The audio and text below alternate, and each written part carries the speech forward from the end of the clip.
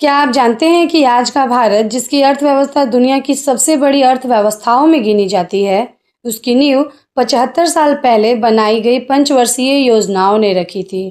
कृषि से लेकर उद्योग, हरित क्रांति से लेकर आर्थिक उदारीकरण और फिर नीति आयोग तक। यह भारत के विकास की एक ऐसी कहानी है जिसने देश की दिशा और दशा दोनों बदल दी थी। तो आइए शुरू करते हैं बिना समय गंवाए। पता है आपको, आजादी के बाद हमारा देश खाद्यान्न संकट, गरीबी, शरणार्थियों की समस्या से जूझ रहा था। इसलिए पहली पंचवर्षीय योजना का पूरा ध्यान कृषि एवं सिंचाई पर दिया गया। चलिए इसको डीपली समझते हैं एग्जाम पॉइंट ऑफ व्यू से। पहली पंचवर्षीय योजना की अवधि 1 अप्रैल 1951 से 31 मार्च 1956 तक था। पता है आपको, हर एक पंचवर्षीय योजना 5 वर्षों के लिए होता है और इसके अध्यक्ष हमेशा भारत के प्रधानमंत्री होते हैं।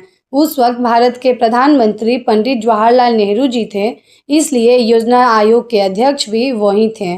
और ये मॉडल हैरेट डॉमर मॉडल पर आधारित था। इसका मुख्य उद्देश्य कृषि उत्पादन में वृद्धि करना, खाद्यान्न संकट को दूर करना, सिंचाई सुविधा का विस्तार करना, आर्थिक स्थिति स्थापित करना, शरणार्थियों के पुनर्वास और रोजगार का अवसर बढ़ाना। इस योजना के अंतर्गत कुछ प्रमुख परियोजनाएं भी थी। भाखड़ा नंगल परियोजना, हीराकुंड बांध परियोजना और दामोदर घाटी परियोजना। इसका कुल प्रस्तावित व्यय 2069 करोड़ था और इसका वास्तविक व्यय लगभग 1960 करोड़ में ही कंप्लीट हो गया था ये योजना। इतना ही नहीं, इसकी लक्ष्य और उपलब्धि बहुत अच्छी थी। इसके लक्षित आर्थिक वृद्धि दर 2.1% था, लेकिन 3.6% की वृद्धि दर के साथ में ये योजना सफल रहा। पता है आपको, इसे कृषि प्रधान योजना भी कहा जाता है। इस समय भारत की लगभग 70 से 75% आबादी कृषि पर निर्भर थी और यह स्वतंत्र भारत की पहली आर्थिक योजना थी। चलिए कुछ अभ्यास प्रश्न सॉल्व करते हैं। पहला क्वेश्चन है कि प्रथम पंचवर्षीय योजना किस मॉडल पर आधारित था? इसका उत्तर है हैरेट डॉमर मॉडल। दूसरा हमारा क्वेश्चन है कि प्रथम पंचवर्षीय योजना का मुख्य उद्देश्य क्या था? इसका उत्तर है कृषि विकास। अब हम बात करेंगे द्वितीय पंचवर्षीय योजना के बारे में। इसकी अवधि 1 अप्रैल 1956 से 31 मार्च 1961 तक था। इसके अध्यक्ष पंडित जवाहरलाल नेहरू जी थे और ये पीसी महालनोबिस मॉडल पर आधारित था। इसका मुख्य उद्देश्य तीव्र औद्योगिक विकास करना, भारी उद्योगों की स्थापना करना, मशीन निर्माण उद्योग का विकास करना, सार्वजनिक क्षेत्र को मजबूत करना, रोजगार के अवसरों में वृद्धि करना। इस योजना के अंतर्गत इस्पात संयंत्रों की स्थापना भिलाई इस्पात संयंत्र छत्तीसगढ़, दुर्गापुर इस्पात संयंत्र पश्चिम बंगाल में और राउरकेला इस्पात संयंत्र उड़ीसा में स्थापित किया गया। इसका कुल व्यय 4,800 करोड़ था और इसका लक्षित वार्षिक वृद्धि दर 4.5%, लेकिन वास्तविक वृद्धि दर थोड़ा सा कम मिला, 4.2% थी। चलिए कुछ परीक्षा में पूछे जाने वाले प्रश्न को सॉल्व करते हैं। हमारा पहला प्रश्न है, द्वितीय पंचवर्षीय योजना किस मॉडल पर आधारित थी? इसका उत्तर है पीसी महालनोबिस मॉडल। दूसरा है, द्वितीय पंचवर्षीय योजना का मुख्य उद्देश्य क्या था? इसका उत्तर है औद्योगिक विकास। तीसरा है, द्वितीय पंचवर्षीय योजना की अवधि क्या थी? इसका उत्तर है 1 अप्रैल 1956 से 31 मार्च 1961 तक।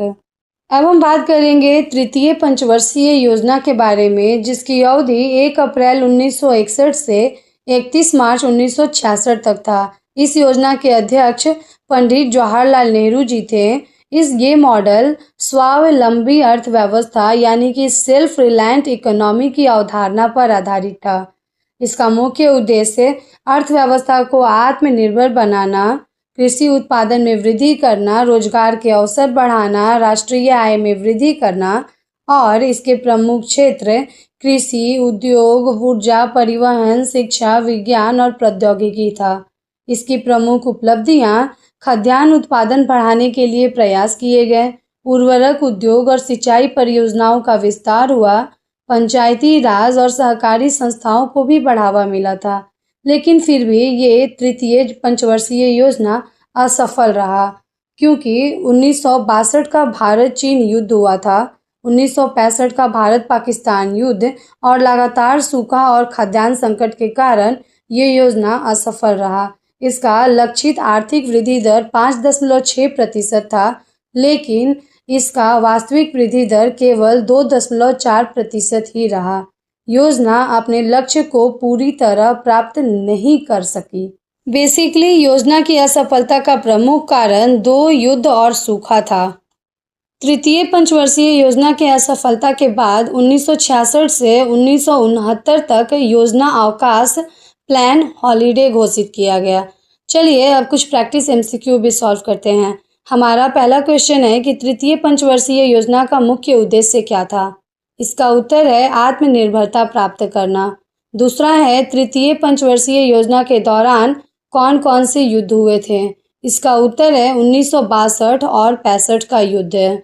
तीसरा है तृतीय पंचवर्षीय योजना के बाद किस अवधि को योजना अवकाश कहा जाता है?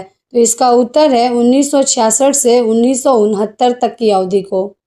अब हम बात करेंगे प्लान हॉलीडे के बारे में। सबसे पहले हम ये समझते हैं कि इसकी अवधि क्या थी। इसकी अवधि हर एक वर्ष पर आती थी, यानी कि प्रथम वार्षिक योजना 1966 से 67, दूसरी 67 से 68, तीसरी 68 से 69।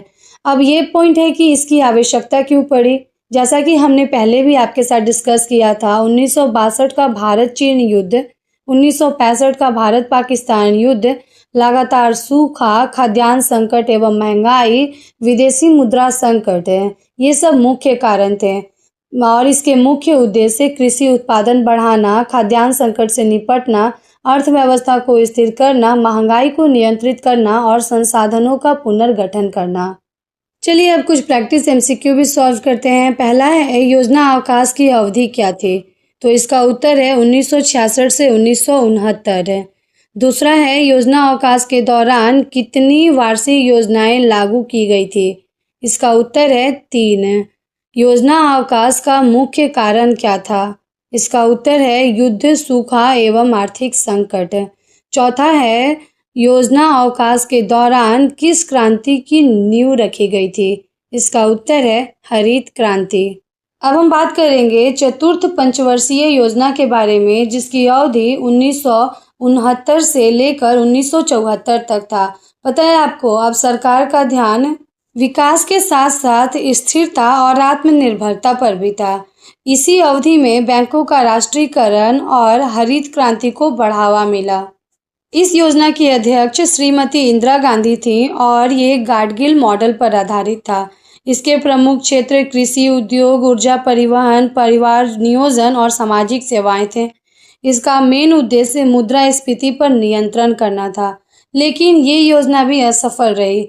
असफल होने के बहुत सारे कारण थे, जैसे कि 1971 का भारत पाकिस्तान युद्ध, बांग्लादेश शरणार्थी संकट, बढ़ती महंगाई और उसी वक्त तेल संकट के कारण आर्थिक दबाव बहुत ज़्यादा था। इसके कारण इसका लक्ष्य 5.7% था, लेकिन प्राप्त केवल 3.3% के साथ में ये योजना भी असफल रहा।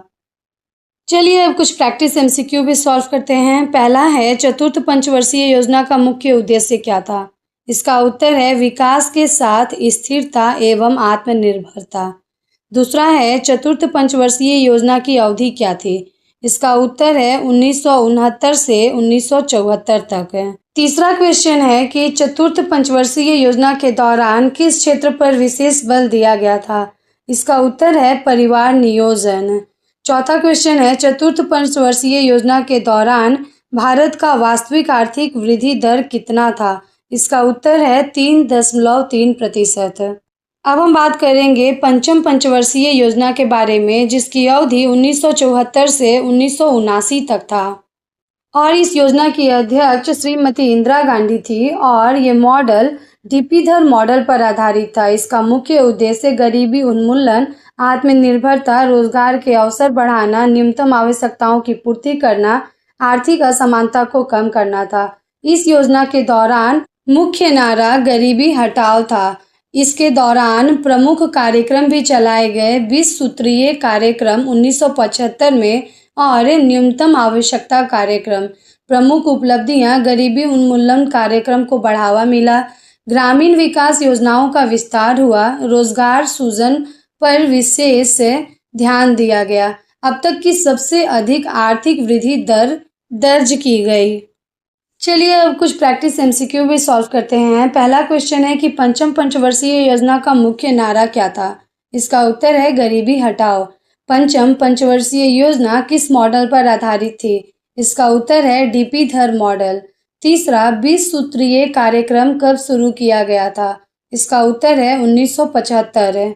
चौथा क्वेश्चन है कि पंचम पंचवर्षीय योजना को समय से पहले किस सरकार ने समाप्त कर दिया था? तो इसका उत्तर है जनता पार्टी सरकार।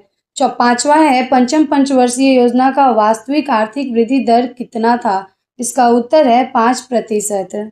पता है आपको, जनता पार्टी सरकार ने 1978 में समय से पहले ही इस योजना को बंद करके रेलिंग योजना शुरू की 1978 से 80 तक है। लेकिन सरकार बदलते ही इस योजना को भी बंद कर दिया गया। फिर देश वापस पंचवर्षीय योजना की ओर लौट गया था।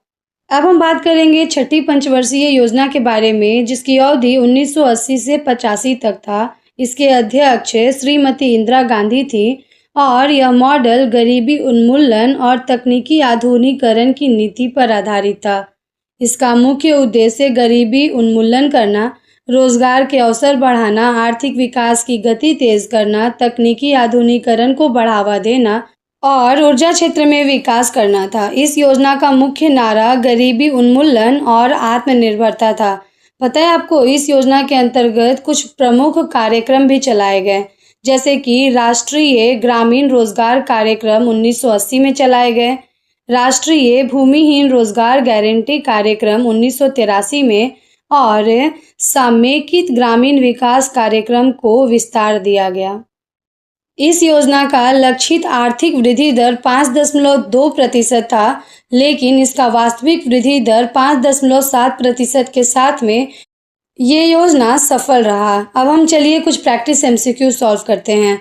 हमारा पहला क्वेश्चन है कि षष्ठी पंचवर्षीय योजना की अवधि क्या थी? इसका उत्तर है 1980 से 85। षष्ठी पंचवर्षीय योजना का मुख्य उद्देश्य क्या था? इसका उत्तर है गरीबी उन्मूलन और रोजगार सृजन।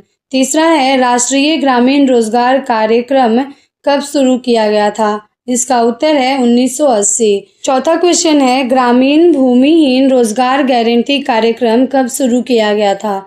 इसका उत्तर है 1983। और लास्ट क्वेश्चन, षष्ठ पंचवर्षीय योजना की वास्तविक आर्थिक वृद्धि दर कितनी थी? इसका उत्तर है 5.7%। अब हम बात करेंगे सातवीं पंचवर्षीय योजना के बारे में। इसकी अवधि 1985 से 1990 तक था और इसके कुछ महत्वपूर्ण तथ्य हैं जो एग्जाम में हमेशा पूछे जाते हैं। इस योजना का आकार 18 लाख करोड़ था और इसका प्रति वर्ष औसत व्यय 36,000 करोड़ और इसकी रणनीति स्थिरता के साथ विकास और आत्मनिर्भरता। इसका नारा उत्पादकता बढ़ाओ, समानता लाओ। सातवीं पंचवर्षीय योजना के बाद 1990-92 की योजना वार्षिक योजनाएं आई। इस योजना के आने के कुछ प्रमुख कारण थे, जैसे कि देश में राजनीतिक अस्थिरता थी, सरकार का बार बार परिवर्तन हो रहा था और गंभीर आर्थिक संकट और भुगतान संतुलन की समस्या थी। इसका मुख्य उद्देश्य स्थिरता बनाए रखना, आवश्यक सेवाओं को जारी रखना, आर्थिक संकट से निपटना, साथ ही विकास की गति को बनाए रखना था। इस समय कुछ महत्वपूर्ण घटनाएं भी घटी, जैसे कि 1990-91 में भारत को गंभीर भुगतान संतुलन संकट का सामना करना पड़ा था। विदेशी मुद्रा भंडार बहुत कम हो गया था। इसके कारण इंटरनेशनल मॉनिटरी फंड और विश्व बैंक से सहायता लेनी पड़ी थी। इसी के साथ में जुलाई 1991 में नई आर्थिक नीति यानी कि एलपीजी रिफॉर्म, उदारीकरण, निजीकरण और वैश्वीकरण लागू किया गया। एलपीजी रिफॉर्म के कारण ही भारतीय अर्थव्यवस्था को एक नई दिशा मिली। आर्थिक सुधारों की नींव इसी दौरान रखा गया था। बाद में आठवीं पंचवर्षीय योजना 1992 से 97 शुरू हुआ। पता है आपको 1990 से 92 की योजना को वार्षिक प्लान कहा जाता है। चलिए अब कुछ प्रैक्टिस एमसीक्यू सॉल्व करते हैं। हमारा पहला क्वेश्चन है 1990 से 92 के बीच भारत में कौन सी योजना लागू की गई थी? इसका उत्तर है वार्षिक योजना। दूसरा है 1990 से 92 के बीच पंचवर्षीय योजना क्यों नहीं बनाई गई थी? इसका उत्तर है राजनीतिक अस्थिरता और आर्थिक संकट के कारण। तीसरा क्वेश्चन है 1990 से 92 के दौरान भारत को किस समस्या का सामना करना पड़ा था? इसका उत्तर है भुगतान संतुलन संकट। चौथा क्वेश्चन है 1991 की नई आर्थिक नीति में कौन कौन से सुधार शामिल थे? इसका उत्तर है उदारीकरण, निजीकरण, वैश्वीकरण। अब हम बात करेंगे 8वीं पंचवर्षीय योजना के बारे में जो 1992 से 97 के बीच में चला था और इसके अध्यक्ष श्री पीवी नरसिम्हा राव थे। ये योजना एलपीजी मॉडल पर आधारित था और इसका प्रमुख नारा मानव विकास के साथ में आर्थिक विकास है। पता है आपको इस योजना के अंतर्गत कुछ प्रमुख कार्यक्रम भी चलाए गए थे, जैसे कि प्रधानमंत्री रोजगार योजना 1993, 73वां और 74वां संविधान संशोधन 1992-93 इसी योजना के अंतर्गत हुआ था और राष्ट्रीय सामाजिक सहायता कार्यक्रम 1995 भी इसी योजना का हिस्सा है। अब हम बात करेंगे इस योजना की वृद्धि दर के बारे में। इसका आर्थिक लक्षित वृद्धि दर 5.6% था, लेकिन इसका वास्तविक आर्थिक वृद्धि दर 6.8% के साथ ये योजना सफल रहा। पता है आपको ये भारत की पहली पंचवर्षीय योजना थी जो नई आर्थिक नीति लागू होने के बाद में लागू हुआ था। इसमें मानव विकास को सर्वोच्च प्राथमिकता दी गई थी। अब चलिए कुछ प्रैक्टिस एमसीक्यू सॉल्व करते हैं। हमारा पहला क्वेश्चन है 8वीं पंचवर्षीय योजना की वास्तविक आर्थिक वृद्धि दर कितनी थी? इसका उत्तर है 6.8%। दूसरा क्वेश्चन है प्रधानमंत्री रोजगार योजना कब शुरू किया गया था? इसका उत्तर है 1993। अब हम बात करेंगे 9वीं पंचवर्षीय योजना के बारे में जिसकी अवधि 1997 से 2002 तक था और इसका theme growth with social justice and equality यानी कि सामाजिक न्याय एवं समानता के साथ विकास है। इसका लक्ष्य जीडीपी वृद्धि दर 6.5% था और इसकी वास्तविक वृद्धि दर लगभग 5.4% तक ही प्राप्त हो पाई थी। इसका मुख्य उद्देश्य गरीबी उन्मूलन, महिलाओं एवं कमजोर वर्गों का सशक्तिकरण, पंचायत राज को मजबूत करना, बुनियादी सुविधाओं का विस्तार शामिल था। एक और महत्वपूर्ण तथ्य यह है कि यह योजना स्वतंत्रता की स्वर्ण जयंती यानी कि 50 वर्ष के दौरान शुरू हुआ था। अब हम बात करेंगे 10वीं पंचवर्षीय योजना के बारे में जिसकी अवधि 2002 से 2007 तक था। इसका theme faster and more inclusive growth था यानी तेज एवं समावेशी विकास है और इसका लक्ष्य जीडीपी वृद्धि दर 8% प्रति वर्ष था, लेकिन 7.6% प्रति वर्ष प्राप्त हो पाया था। पता है आपको इसका मुख्य उद्देश्य 8% आर्थिक वृद्धि दर प्राप्त करना, साथ ही 2012 तक गरीबी में 5% तक की कमी लाना, गुणवत्तापूर्ण रोजगार के अवसर बढ़ाना, सभी बच्चों को प्राथमिक शिक्षा उपलब्ध कराना, शिशु एवं मातृ मृत्यु दर में कमी लाना, पेयजल एवं स्वास्थ्य सुविधाओं का विस्तार करना, पर्यावरण संरक्षण और सतत विकास। अब चलिए कुछ प्रैक्टिस एमसीक्यू सॉल्व करते हैं। हमारा पहला क्वेश्चन है 10वीं पंचवर्षीय योजना की अवधि क्या थी? इसका उत्तर है 2002 से 2007। दूसरा 10वीं पंचवर्षीय योजना की थीम क्या थी? इसका उत्तर है faster and more inclusive growth. तीसरा 10वीं पंचवर्षीय योजना में जीडीपी वृद्धि दर का लक्ष्य क्या था? इसका उत्तर है 8%। चौथा क्वेश्चन है हमारा कि 10वीं पंचवर्षीय योजना में वास्तविक जीडीपी वृद्धि दर कितनी रही? इसका उत्तर है 7.6%। पांचवा क्वेश्चन 10वीं पंचवर्षीय योजना में कितने मॉनिटर करने वाले राष्ट्रीय लक्ष्य निर्धारित किए गए थे? इसका उत्तर है 27। छठा क्वेश्चन है कि 10वीं पंचवर्षीय योजना का मुख्य उद्देश्य क्या था? इसका उत्तर है गरीबी उन्मूलन, 8% आर्थिक वृद्धि दर प्राप्त करना और रोजगार के अवसर बढ़ाना, यानी कि तीनों। 7वां क्वेश्चन है कि 10वीं पंचवर्षीय योजना में गरीबी कम करने का लक्ष्य क्या था? इसका उत्तर है 2012 तक 5%। 8वां है 10वीं पंचवर्षीय योजना में प्राथमिक शिक्षा के संबंध में लक्ष्य क्या था? इसका उत्तर है सभी बच्चों को प्राथमिक शिक्षा उपलब्ध कराना। 9वां क्वेश्चन है कि 10वीं पंचवर्षीय योजना में किन पर विशेष ध्यान दिया गया? इसका उत्तर है उपरोक्त सभी। 10वां क्वेश्चन है कि 10वीं पंचवर्षीय योजना किस वर्ष शुरू हुई थी? इसका उत्तर है 2002। अब हम बात करेंगे 11वीं पंचवर्षीय योजना के बारे में, जिसकी अवधि 2007 से 2012 तक था। इसके अध्यक्ष डॉक्टर मनमोहन सिंह और इस योजना का मुख्य नारा तेज और समावेशी विकास था। इसका मुख्य उद्देश्य तेज आर्थिक विकास प्राप्त करना, रोजगार के अधिक अवसर उत्पन्न करना, गरीबी, अशिक्षा, कुपोषण को कम करना, सामाजिक न्याय एवं समानता को बढ़ावा देना, पर्यावरण संरक्षण एवं सतत विकास करना, महिलाओं के सशक्तिकरण को बढ़ावा देना। योजना के स्वरूप में यह योजना समावेशी विकास पर आधारित था। कृषि, उद्योग एवं सेवा क्षेत्र तीनों पर समान ध्यान दिया गया था इस योजना के अंतर्गत। चलिए अब कुछ प्रैक्टिस एमसीक्यू भी साथ में सॉल्व करते हैं। हमारा पहला क्वेश्चन है कि 11वीं पंचवर्षीय योजना का मुख्य नारा क्या था? इसका उत्तर है तेज और समावेशी विकास। दूसरा क्वेश्चन है 11वीं पंचवर्षीय योजना की अवधि क्या थी? इसका उत्तर है 2007 से 2012।